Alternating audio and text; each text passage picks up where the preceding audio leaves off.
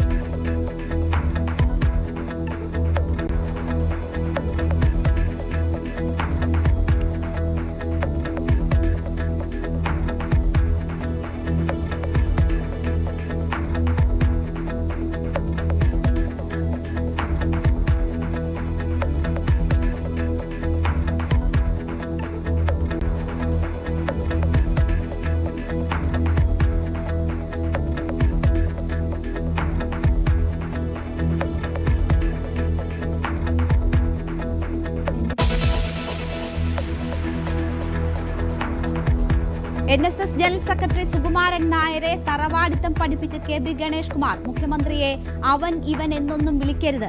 കൂടിക്കാഴ്ചയ്ക്ക് സമയം അനുവദിക്കാതിരിക്കുന്നത് മുഖ്യമന്ത്രിക്ക് തിരക്കുള്ളതുകൊണ്ടാകാം. തനിക്കറിയുന്ന സതീശൻ NSS ആസ്ഥാനത്ത് പോകില്ലെന്നും ഗണേഷ് കുമാർ.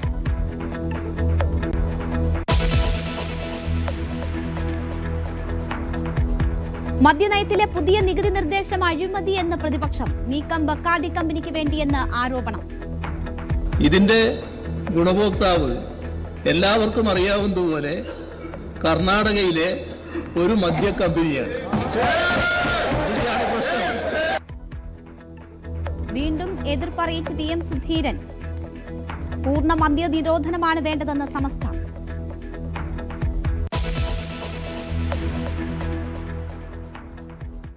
ടിപ്പർ ദുരന്തത്തിൽ വിറങ്ങലിച്ച് കൊട്ടാരക്കര. 3 പേരുടെയും പോസ്റ്റ്മോർട്ടം പൂർത്തിയായി. അജയനാചാര്യയുടെ സംസ്കാരം അല്പസമയത്തിനകം. പാർത്ഥിബന്റെയും ഹരിലാലിന്റെയും സംസ്കാരം നാളെ. കാട്ടാക്കടയിൽ ബസും ബൈക്കും കൂട്ടിയിടിച്ച് 2 യുവാക്കൾക്ക് ദാരുണാന്ത്യം.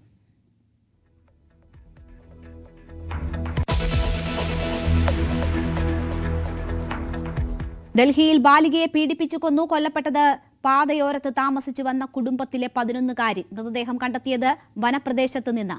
ടാക്സി ഡ്രൈവർ പോലീസ് പിടിയിൽ.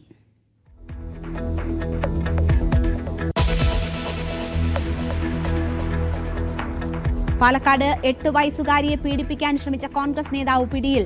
വസ്ത്രം വാങ്ങി നൽകാമെന്ന് പറഞ്ഞ് വീട്ടിലേക്ക് വിളിച്ചു വരുത്തി പീഡനശ്രമം.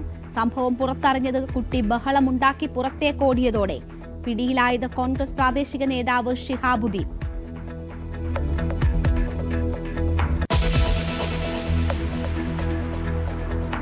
എറണാകുളം കാഞ്ഞിരമറ്റത്ത് സ്പെയർ പാർട്സ് കട കത്തിച്ച കേസിൽ പോലീസ് തെരയുന്ന 15-കാരൻ തൂങ്ങി മരിച്ച നിലയിൽ.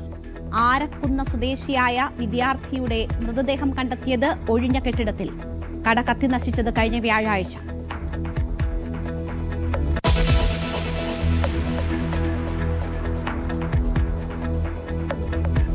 കണ്ണൂർ വാണിയപ്പാറ ഉണ്ണിയേശു പള്ളിയിലെ ദുരൂഹ കല്ലറ ഉടൻ തുറക്കും. നടപടിക്രമങ്ങൾ പൂർത്തിയാക്കാൻ അന്വേഷണ സംഘം.